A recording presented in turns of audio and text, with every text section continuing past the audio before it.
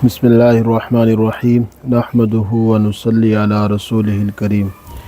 प्यारे नबी सल्लल्लाहु अलैहि वसल्लम के इरशाद का मफ़हूम है कि कुरान मजीद ऐसा शफ़ी है जिसकी शफ़ाअत कबूल की गई है, और ऐसा झगड़ालू है कि जिसका झगड़ा तस्लीम कर लिया गया।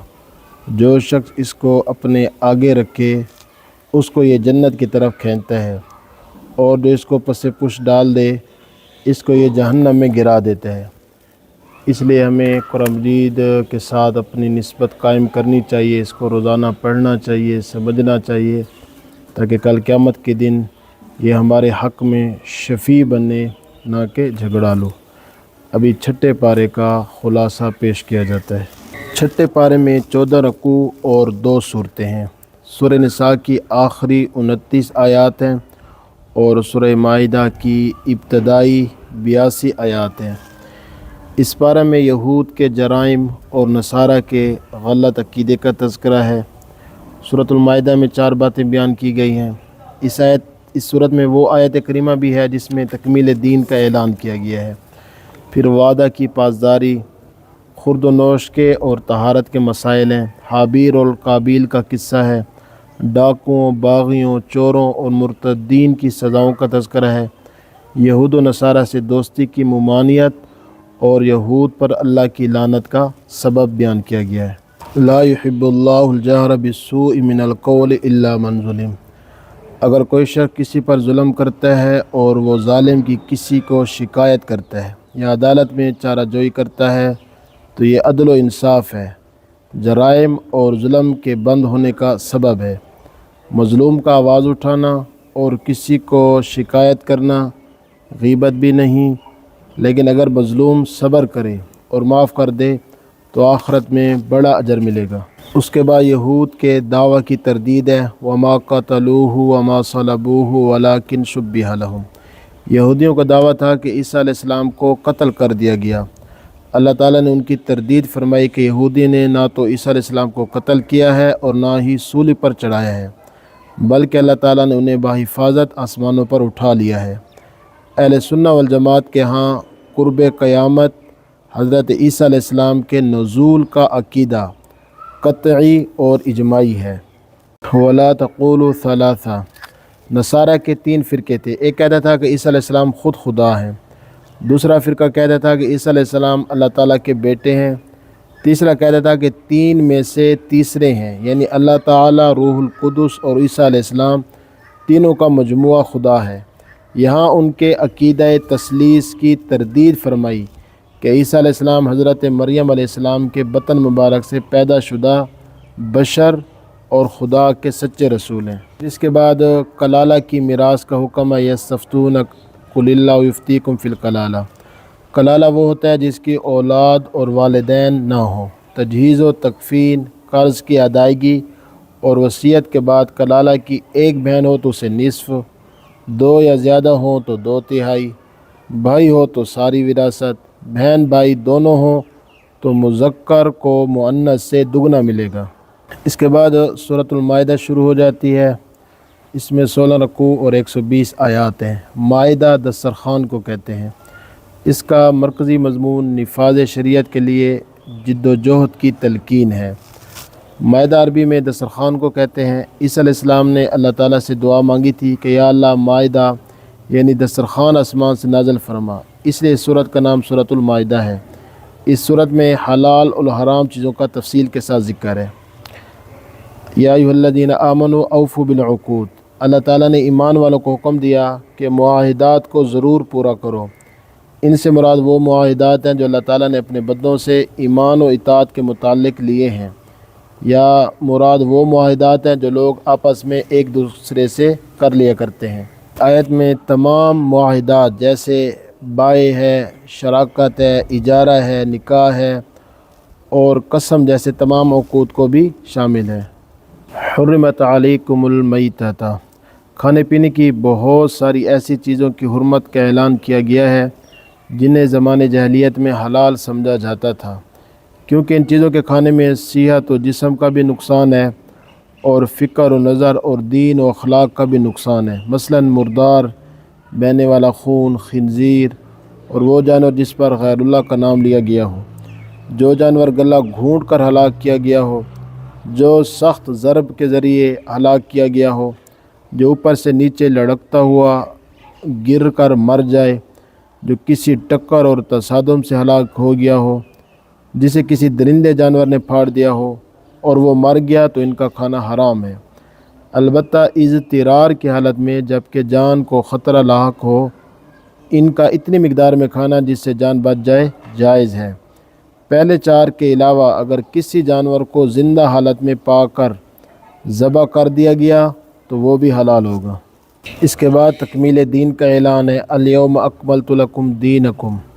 یہ قرآن کریم کی احکام کے اعتبار سے نازل ہونے والی آخری آیت ہے۔ اللہ تعالیٰ نے یوم عرفہ میدان عرفات میں اعلان فرمایا کہ اللہ تعالیٰ نے اپنے نبی محمد صلی اللہ علیہ وسلم پر دین کو کامل فرما دیا ہے۔ دین کے مکمل ہونے کا معنی یہ ہے کہ اللہ تعالیٰ نے کچھ مسائل قرآن کریم میں بیان فرمائے، کچھ احادیث میں، اور کچھ مسائل کے لیے قرآن و حدیث میں اصول بتا دیے جن کی روشنی میں باقی ماندہ مسائل کو نکالا جائے گا۔ اس کے بعد اہل کتاب کے ذبیحہ کا حکم، وطعام الذین اوتوا الکتاب حل لکم وطعامکم حل لہم۔ یہاں طعام سے مراد ذبیحہ ہے۔ اہل کتاب کا ذبیحہ مسلمانوں کے لیے حلال ہے اور مسلمانوں کا ذبیحہ اہل کتاب کے لیے حلال ہے۔ اہل کتاب سے مراد وہ لوگ ہیں جو کسی ایسی آسمانی کتاب پر ایمان رکھتے ہوں جس کی قرآن و سنت تصدیق کرتے ہوں، یعنی تورات، انجیل، زبور اور صحف ابراہیم و موسیٰ، لہذا یہود و نصارہ اہل کتاب ہیں۔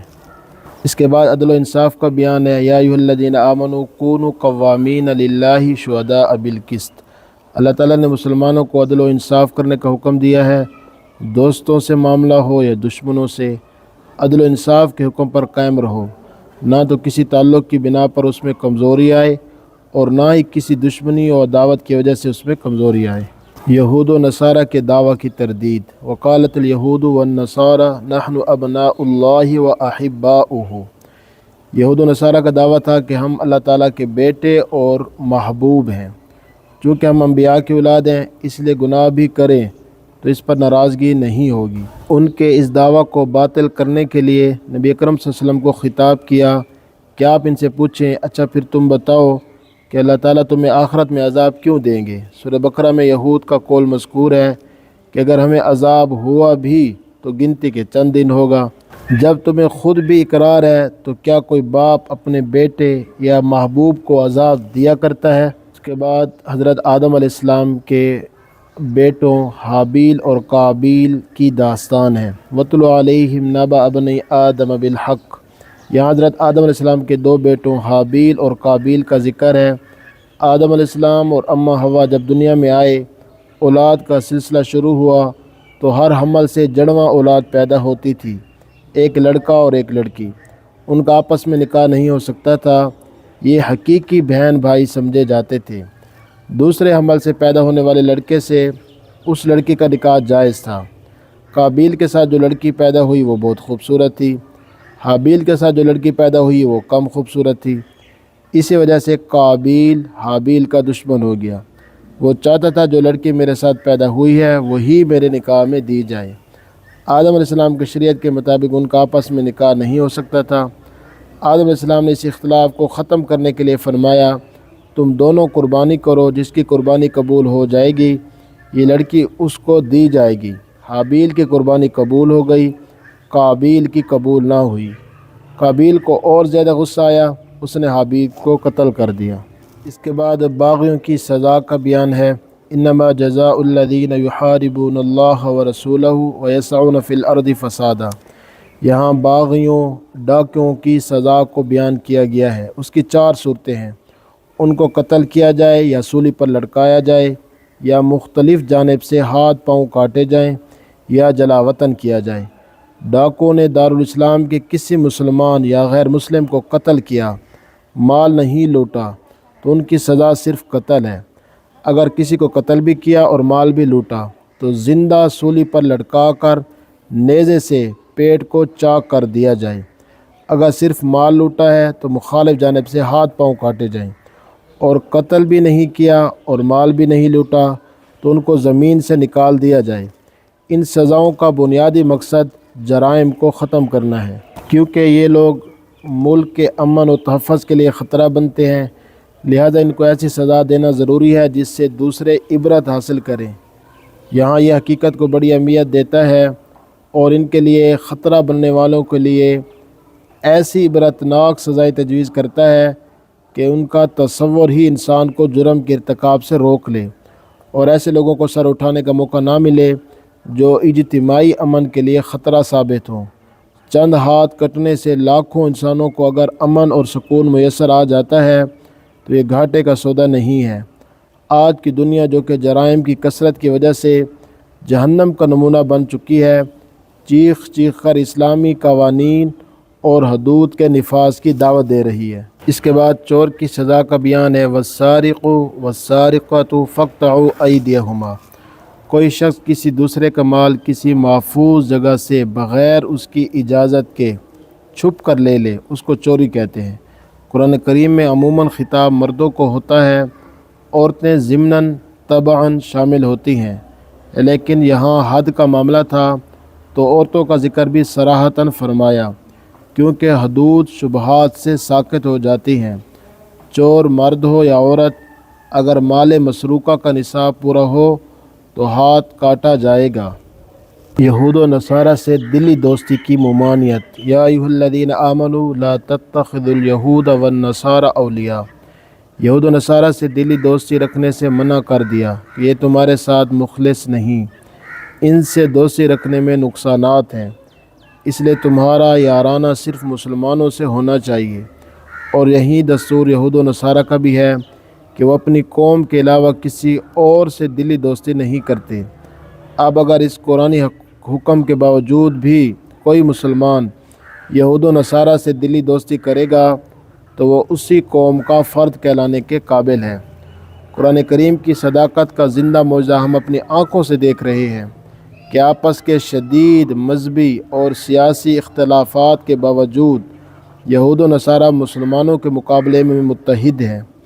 تعجب تو اس بات پر ہے کہ عالم اسلام کے حکمران قرآن حکیم کی واضح ہدایات کے باوجود یہود و نصارہ سے پینگے بڑھاتے ہیں اور ان کے اشاروں پر بنیاد پرست مسلمانوں پر ظلم و ستم کے پہاڑ ڈھاتے ہیں۔ اس کے بعد تبلیغ دین کی تاکید ہے، یا ایھا الرسول بلغ ما انزل الیک من ربک۔ نبی اکرم صلی اللہ علیہ وسلم کو تبلیغ کی تاکید کی جا رہی ہے اور ساتھ ساتھ تسلی بھی دی جا رہی ہے کہ جو کچھ آپ پر نازل کیا جائے وہ سب بغیر کسی جھجک اور روک ٹوک کے لوگوں کو پہنچا دے، کوئی برا مانے یا بھلا، اور مخالفت کرے یا قبول کرے، آپ کسی کی پرواہ نہ کریں۔ اور تسلی بھی دی کہ تبلیغ دین میں کفار آپ کا کچھ نہیں بگاڑ سکیں گے۔ یہی وجہ ہے کہ رسول اکرم صلی اللہ علیہ وسلم نے پوری زندگی اس فریضہ کی ادائیگی میں اپنی پوری ہمت و قوت صرف فرمائی۔ یہود، مشرکین اور نصارہ کی دشمنی، لَتَجِدَنَّ أَشَدَّ النَّاسِ عَدَاوَةً لِلَّذِينَ آمَنُوا الْيَهُودَ وَالَّذِينَ أَشْرَكُوا۔ آخر میں ایک آیت یہ بھی فرمائی کہ دیکھو تمہارے دشمن یہود بھی ہیں، مشرکین بھی، نصارہ بھی ہیں، تینوں تمہارے مخالف ہیں، لیکن ان تینوں میں سے یہود و مشرکین مسلمانوں کے ساتھ نفرت، دشمنی اور کینہ زیادہ رکھتے ہیں، اور عیسائی یہودیوں کی نسبت نرم دل ہیں۔ اللہ تعالیٰ کی بات برحق ہے، جو فرمایا 100% درست ہے۔ جب یہود اور نصارہ ہمارے دشمن ہیں تو ہمیں بھی اس بات کا اہتمام کرنا چاہیے کہ ہم بھی انہیں اپنا دشمن سمجھیں، خیر خواہ نہ سمجھیں۔ پارہ کے آخر میں اللہ تعالیٰ کی لعنت کا سبب بتایا جا رہا ہے۔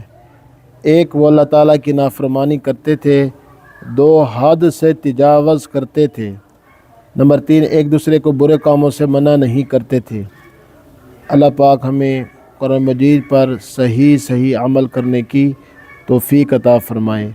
خود بھی قرآن کو سنیں اور اپنی زندگی کے اندر تبدیلی لائیں، اپنے دوست احباب کے ساتھ بھی شیئر کریں۔